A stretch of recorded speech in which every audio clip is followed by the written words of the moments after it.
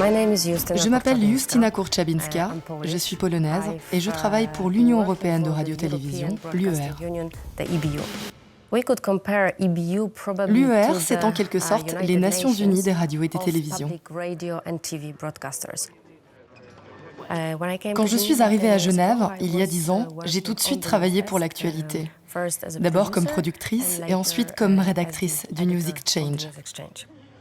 Le News Exchange de l'Eurovision, qui est le plus important du monde, c'est le service qui fournit les images d'actualité pour les journaux télévisés. Il y a 62 chaînes de télévision membres qui participent à ce service.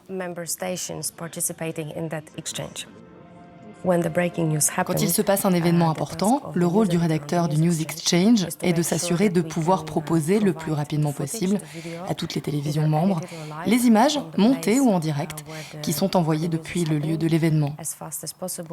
Dès que les images arrivent, nous les distribuons immédiatement aux 62 membres.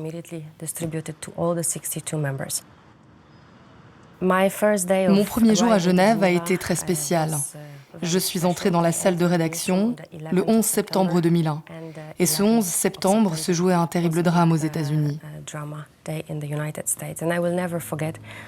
me revois debout dans la salle de rédaction, regardant les tours du World Trade Center à New York, percutés par un avion.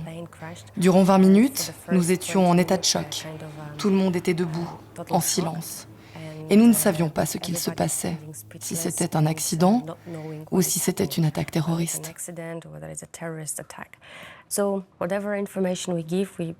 Peu importe l'information que nous transmettons, nous nous assurons que celle-ci est correcte, en particulier le nom du lieu, de la personne qui parle, et nous essayons de toujours avertir nos membres quand il y a des images violentes et choquantes dans les reportages.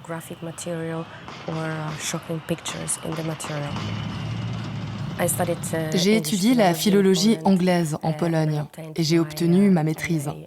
J'ai également fait des études de 3e cycle en intégration européenne et en journalisme.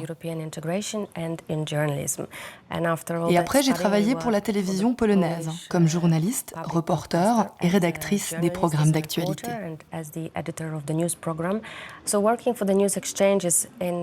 Travailler pour le News Exchange, c'est quelque chose de spécial, parce qu'on regarde énormément d'images qui viennent du monde entier, et certains jours, quand on sort de la salle de rédaction, il y a des images que l'on a du mal à effacer de sa mémoire.